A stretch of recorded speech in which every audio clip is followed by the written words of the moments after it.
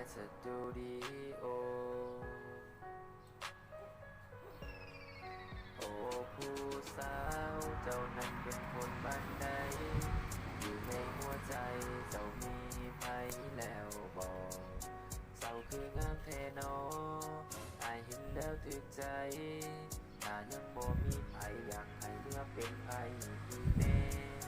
เจ้านั้นน่าฮักแท้คือสิถึกใจแม่เจ้าน่าฮักเอาแท้แม่คือสิดีใจถ้าไล่ลูกไผแบบนี้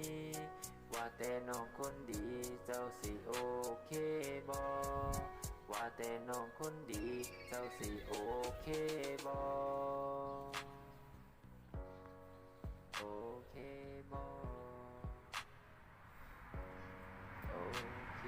บ่